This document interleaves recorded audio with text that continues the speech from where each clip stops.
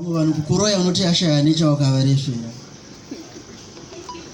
Navaroya dzimbobati.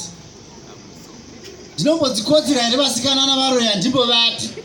Rinongoedza takavhura mboni navaroya ndimbodzikodziri. Mboni dzinosvika pakurema ndoti regai ndimbotsunga. Nokuti kukodzitsumwaira chete basa vototanga. Iye zvidzombe 12 dzakaenda nadzikamutanda. Ndangonzwavo mbiri yekuti zvidhoma unozvitanda. Hoko ikachererwa asina nhasi kungorutamba. Gonda rakacheka nyika kutumwara sazizi masikati.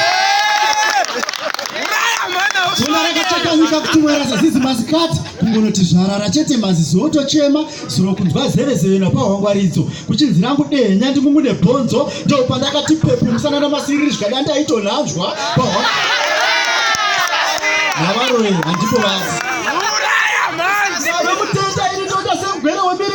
Magushatisa varoya bwangu upenzi kuva vase mhiripiri seupedza ndinorota varoya munzi kumotsitsi kurota ndichitasva bere rine mvere uku ndichiridza mhere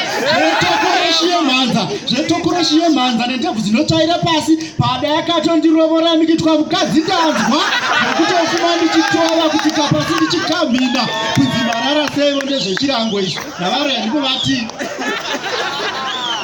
vamwe ndo vakati nenhombo kumadzibaba ndokwazvichaperera neyambisirwa bode kufadza varoya madeko nhombo vakazozitambisa nhondo zvinotowedzera zviro kunzwa kukarara kwemahwepwe rechiridza mhere rangu zita richirebwa kumatenere kushure zvanza richirebwa ndichinzwa sendotsva semudzongo wakwavesekwa patruva ramabwe abva pandichafa varoya muchapembera sewe ndinokurota wakapakata zvomane yakata majuka pasi zvakati warakata iyo mbudzi kuzvarira pavanhu yati nditandigwevombwa navaroya ndimbovati nyanduru wenduri zinoti turi.